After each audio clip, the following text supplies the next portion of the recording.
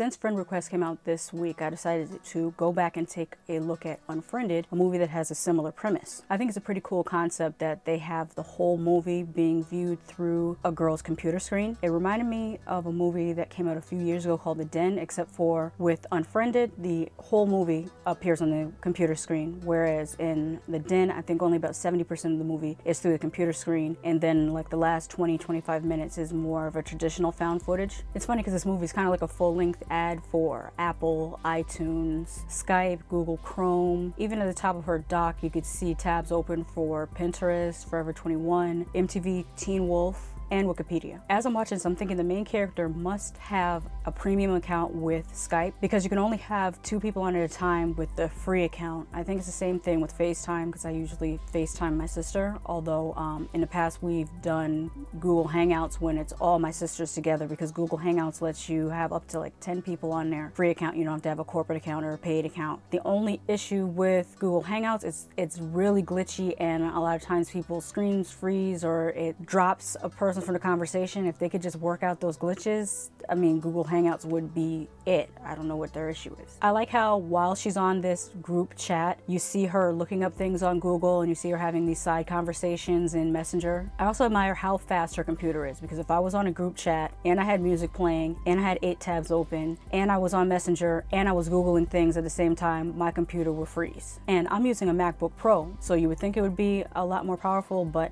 if you try to do too many things at once, it's just like, don't play me like this. Forgot to mention the main character's name is Blair, and she's on a group chat with her boyfriend and another group of her friends. If you've seen the trailer, then you know they have an unexpected guest in their group chat and they're trying to figure out who it is. We learn in this movie that these are not good people. They are jerks to each other and I assume everyone else in their school, and it kind of makes you feel good to see them get what's coming to them. Watching a ghost account stalk them was pretty engaging and very fun to watch. The acting was very believable. They sounded like it was a real conversation. It didn't sound like acting at all. The acting is believable. They sound natural, like this is a real conversation. The script is written really well for it to sound so natural. There was only one line I thought was weird, and that's when one of the girls asked what a troll is, and I was thinking, who doesn't know what a troll is, especially a group of teenagers? The kills weren't super interesting, but they were still fun to watch. My 2 favorites were the blender and the curling iron kills. The Ghost of Laura Barnes makes a really compelling villain, except I was expecting there to be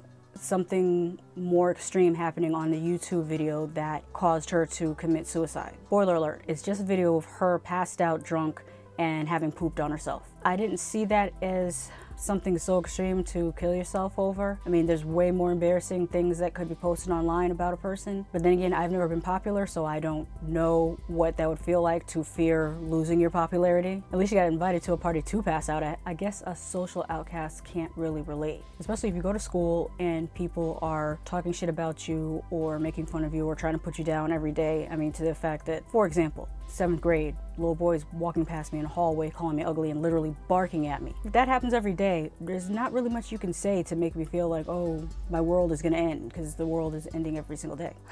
The 80s, when people did their bullying in person. Anyways, I give this a 6.5 out of 10 for enjoyment. I like the idea of it. I like the concept of it. I don't think that I would have paid to see this in a movie theater, which obviously I did not pay to see this in a movie theater, because it would just be a giant computer screen up there the whole time, and that's kind of odd. I watched this on my computer and actually had more fun that way. I didn't even jump it from my computer to the Roku or anything. I watched it right on my computer screen, and I feel like that's the way it should be watched.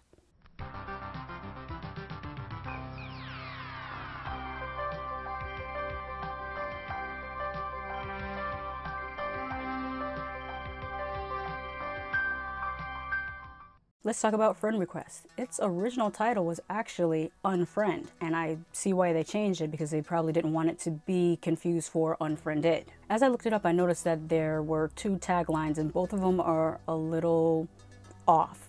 One of them is evil is trending. When I think of trending, I think of Twitter, not Facebook, so that's a little off. The other one was like, comment, kill, and that reminds me more of YouTube.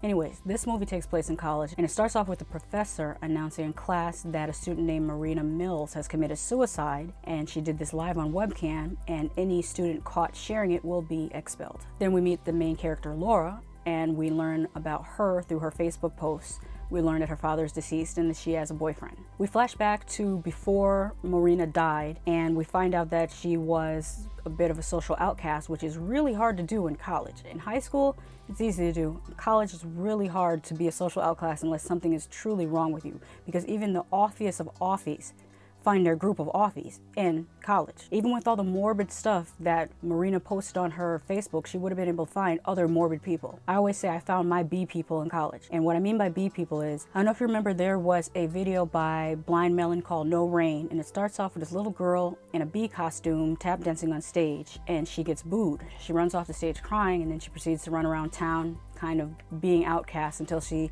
happens upon a field of other dancing bee people, and she is welcome there, and she goes off dancing with the other bee people. So that's what I mean when I say you find your bee people. Moral to the story is, don't ever change unless you are an insufferable, shallow asshole. In that case, change, because nobody likes an asshole. Next in the movie, Laura has a birthday party, but she doesn't invite Marina. Marina sees her post on Facebook about her birthday party and feels some type of way. So she confronts her in a dining hall, and the way she's pulling on Laura's arm would have got her popped by many other people. But instead, Laura just pushes her and her hood accidentally falls off, revealing her bald scalp. After that, Marina really becomes the ultimate bugaboo, and Laura eventually just unfriends her. Because Marina is psycho, you know bad things are about to happen, right? I just noticed that the actress playing Laura looks like a lost Farmiga sister. She looks like she would be the middle sister, born in between Vera Farmiga and Thaisa Farmiga. There was one good jump scare. Most of the jump scares in this were kind of, you know, sucky, but there was a good one because it didn't happen when you expected. The scene where a girl goes and she looks in the refrigerator, and you think that when she closes it, something's going to be behind it. She closes the refrigerator, nothing's behind there. Then maybe 4 or 5 seconds later, there's a jump scare that happens a little unexpectedly. For the most part, this wasn't very scary. I did like the part about the code looking very demonic. There's a scene where one of her friends tries to look at the code behind Marina's Facebook account, and it doesn't look like normal HTML code or CSS code, whatever type of code they're looking at. It looks like some demonic type stuff. And there's a nice sequence with a flashlight when a person's walking around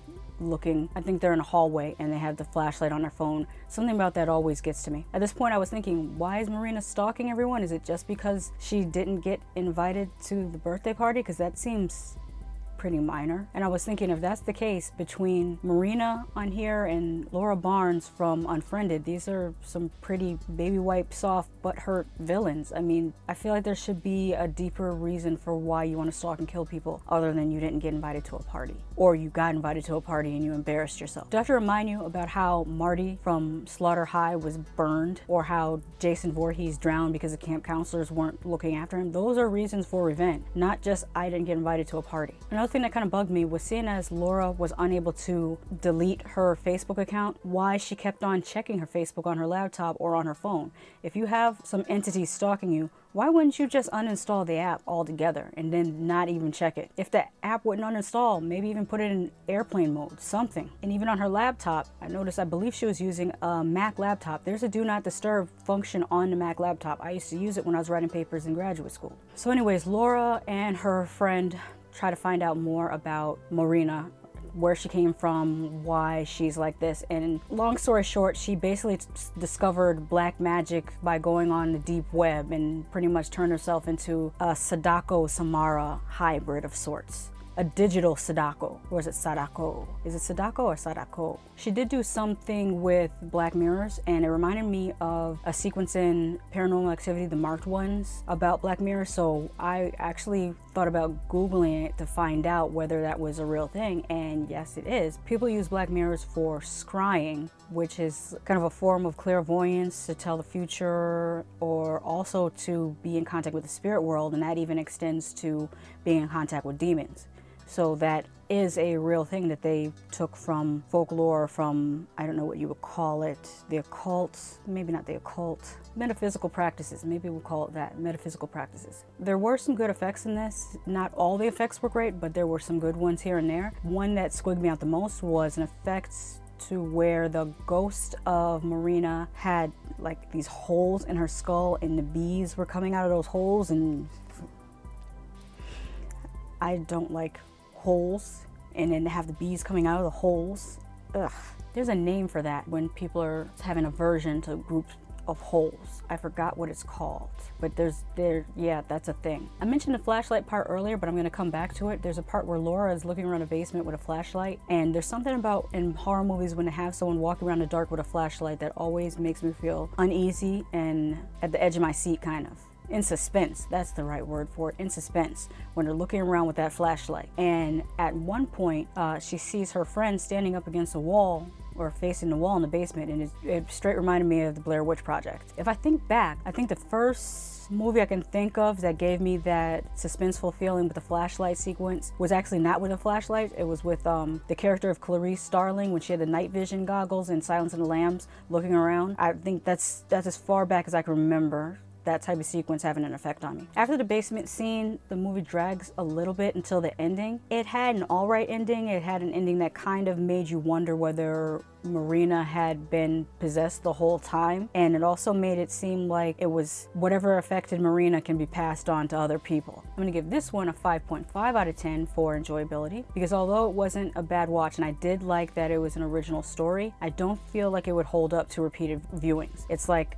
I had, you know, an okay time watching it. Would I watch it again? Not unless I was really bored and there was nothing else to do. Don't take my word for it. Just because I love something doesn't mean you won't hate it, and just because I hate something doesn't mean you won't love it. Watch it for yourself. Let me know what you thought of it in the comments. Have you seen this movie? What were your thoughts?